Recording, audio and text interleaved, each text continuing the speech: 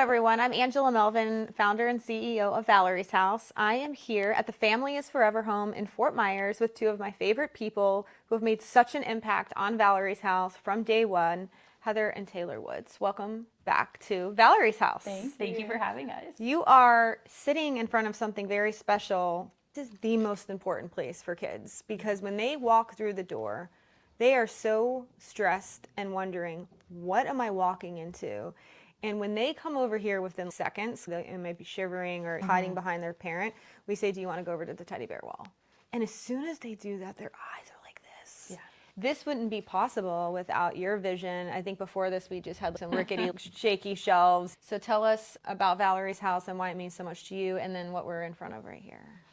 So this is the teddy bear wall, and this was the signature piece that we created with the designers of Valerie's House to make it a focal point because we understood that this was so important when kids come in, make it a safe space where it goes, oh, do you want the monkey, which our grandma actually made, these monkeys that are so cute, or the marshmallows or whatever you call those. We thought it was a neat idea. We saw what you had at the other house and we thought, we're cabinetry, we build shelving. This seems to make sense. So that was where we were like, let's start here. We wanted to make it really fun color, blue's calming.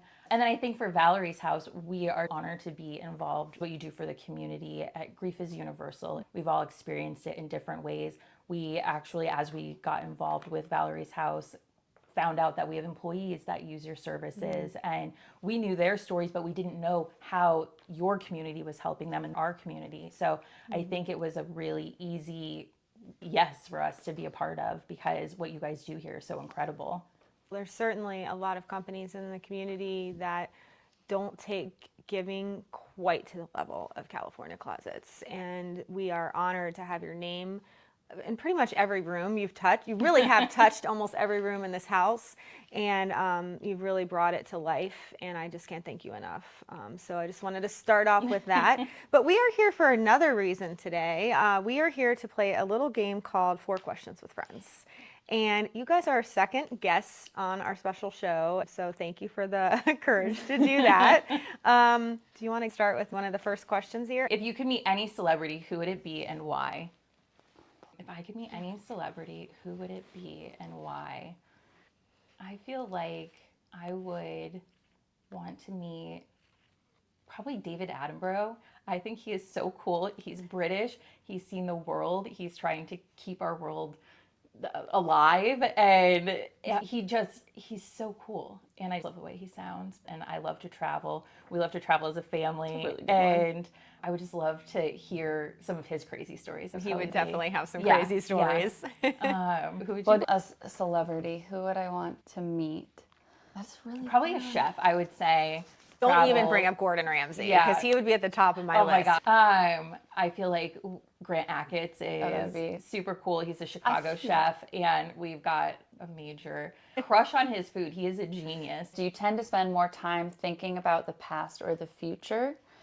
I would say I tend to think more about the future. We can't change the past. Bringing it back to Valerie's House, I think it's a part of what makes your future. It's a part of what makes us who we are today. There's value in remembering it, but taking that and bringing it to the future is where I spend more of my time. I run very anxious. Like, I'm constantly thinking future, which is probably something I need to reel back in to be more present. I get excited about things in the future, and I think that the past is awesome to reflect on, but I don't think that I spend a lot of time in the past. And if it's one or the other, I think both of us try to be in the present. Yeah. Because it's tomorrow's not promised. As present as you can be, but as of the next 10 minutes, that's the future. Both of us try to be as present as we can because we realize like how quickly life. I think that the fact that you're so successful, like entrepreneurs and people that are super successful are always like the next step ahead, right? You can't really resonate on what's beyond and behind us. It's more what's coming at us, right? You almost have to be aware of that. One foot ahead and then 1 foot planted here. Right. And our mom is constantly in the future. So I think we're always trying to catch up to her because she's our visionary. And I remember you had to predict what that future is. And you're just talking about Charlotte and the growth. If you're not, then you're not going to be able to build the infrastructure to support the needs. So there's value in that future view, as we can see. This was a concept and the ask of how can we make this a reality. It's amazing to see this now be a reality. The home, the partners that made this happen. It was such a pleasure being a part of it. But you did such a good job in speaking to what this could be. But I don't think either of us could have expected walking through this. It's changing the community more. Every time we come here, I learn something new. And I'm really grateful to be in a place that has Valerie's house. Thank you so much. The teens even love this. Brand new teen in group last week. I was really nervous. She never even came in for the enrollment. I was like, just come to group, meet some of the friends, and I'll be in there with you. She was brought in by another friend that she went to school with at Canterbury. And she came in, and then after group, one of the teens was like, did you ever go to the teddy bear wall? And she's like, no, what are you talking about? And they're like, before you leave tonight, we're taking you down here. 100%. So the whole group came with her. She and helped her sift through it. We had another teen who was like, I didn't see this one. Can I take this one? So it was like a bonding experience. I love it. They wanted to make sure she came by here. It was neat to see, and they were looking through the quilts and things like that too. The animals are so tied to your childhood and hopefully good memories. I have a teddy bear that I sleep with every night from when I was 8 years old. It's really old, and it used to be pink, and now it's gray and disgusting, but so comforting. Definitely. And I hope that provides that same level of comfort where you're like, it's just a happy something that removes you from your day to day. We have kids, because we've been around for 9 years, that still have that stuffed animal. They will never get rid of their Valerie's house teddy bear. And the goal for the younger ones is they bring it to group with them. So they take it home and then bring it back with and hold it in group. It's like the security blanket disguise. So I can just feel the love coming down from them right now. We do have a weighted stuffed animal there for you. Have you ever seen those ones? I love sloths. It's a very odd animal to love, but I do. We both have weighted sloths on our beds. She actually got one of our friends a sloth for Christmas. They're so cute. They have avocados also. I'll get you some of the sloths. The weighted one is another source. Hug. Yes. It relieves the stress. That is really cute. Would you like to grab another card? We're another 2 one. questions in. We have 2 more to go. Okay. Trust you, Tay. I went for another color. Okay. Would you rather have to eat only cold food or only hot food? Only cold. Ice cream, seafood, water, like beverages. Well, that's not food. That's beverage. Yeah. It's like cold eggs, cold meat. No, I'm sticking with cold. Like cold fruit. I think I would go cold as well. What about you? Cold or hot food? Do chips and salsa count as cold? Or I would hot? say yes. I I would would have hot sauce. Okay. You can have hot chips though. Those Yeah. are good. But you can still have good chips that are cold, and I think cold sauce, and that's cold also. Because I say I can live off those. That's like my total weak food right there. I always think I could still order a meal, but I just eat all the chips. Yeah, and then you have room for nothing else.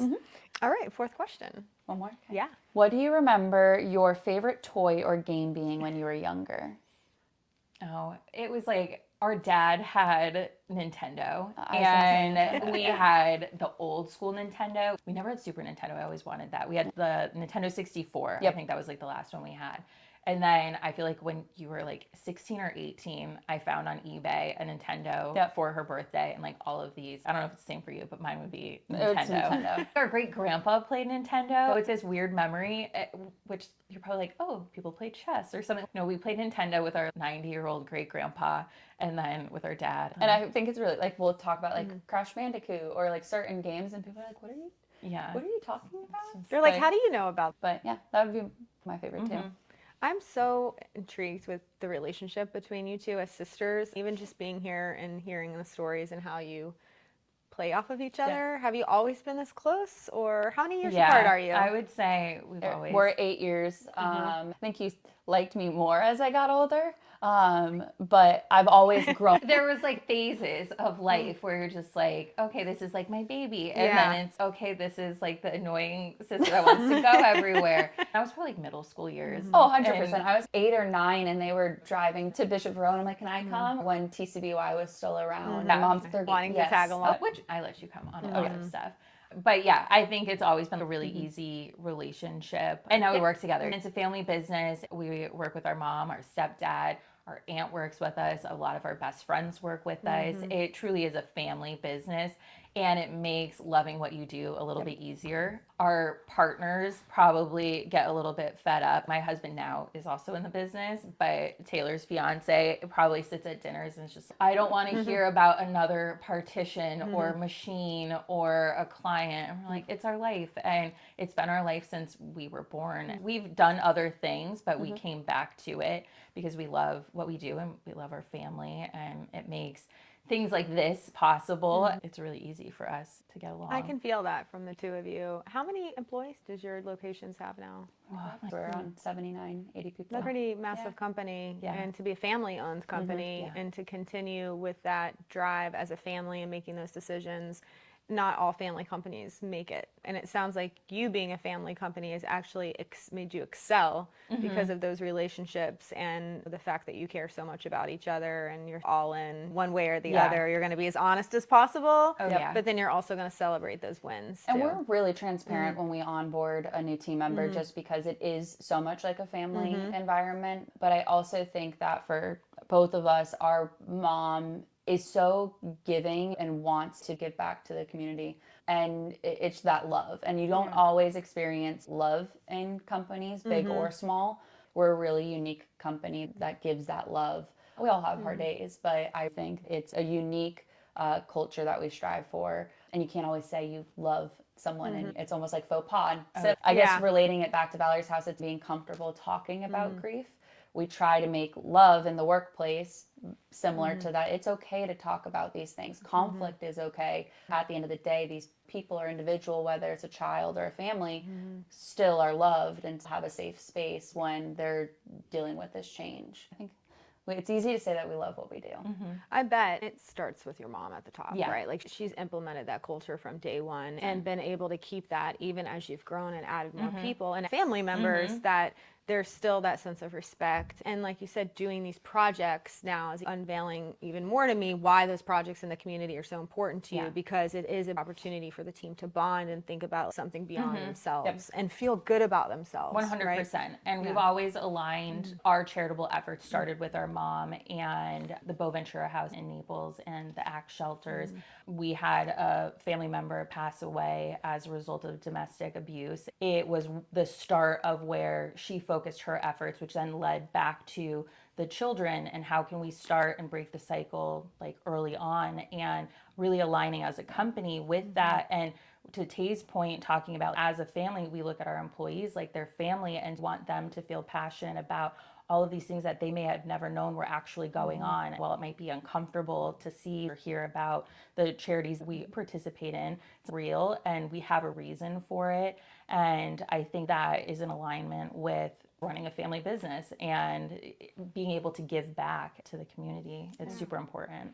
And it fulfills you. And I think people don't realize how much they get from helping and giving. And you're showing your team that. You'll see what this feels like, and then you'll almost be addicted to this. When's our next project when we're going to be able to help and give back? I didn't want to end our talk without talking about Judith and her impact, your aunt, and the room upstairs. If you can share a little bit about Judith and why you felt it was really important to have a room with her name on it.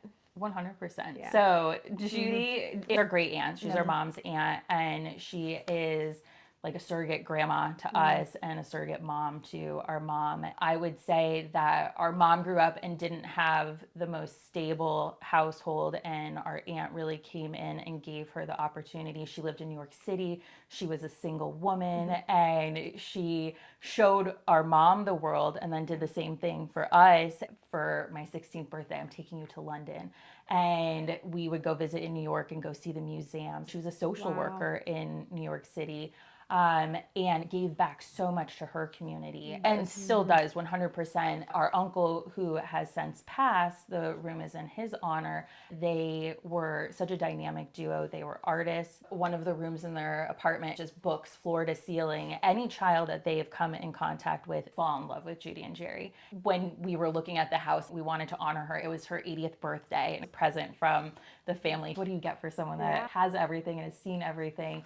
It was so cool to be able to continue their legacy. They didn't have kids, and the community around them are their children and their grandchildren. And so for us, it was super cool to be able to spread that down to here in Fort Myers, Florida, when they lived in New York City. It's just like they're the coolest people. And I think she's naturally an artist. So whether decorating cookies or you're actually painting, she creates these immersive experiences, but also a lot of what you're doing during those is talking. You can just tell it's almost like a look she gives you, that look as well, where it's like you are genuinely listening and caring.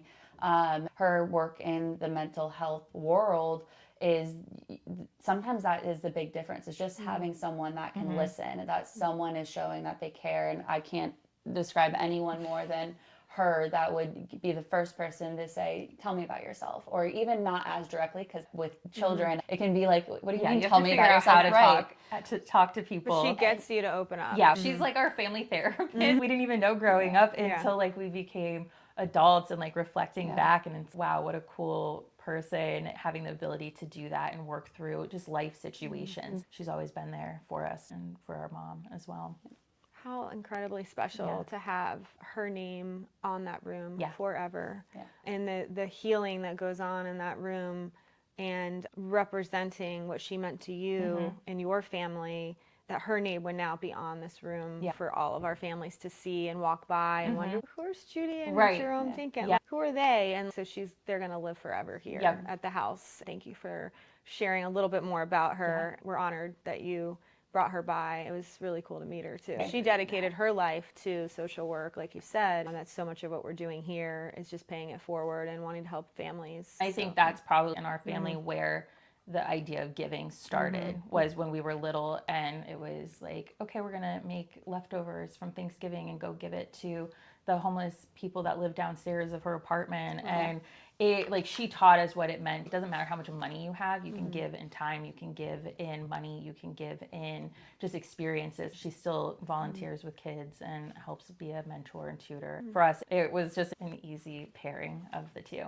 Now we have a pairing of California closets in Valerie's house for generations to come. Places that we love will be connected. I'm grateful to know both of you and your family, and very happy that you volunteered to be guests on our podcast, allowing the community to learn more about you. Thank you so much for watching. If you want to find out more about California Closets, please look them up. We're going to have them tagged here on this post, and definitely reach out to me if you need anything at Valerie's house. If you know someone grieving, we're always here for you.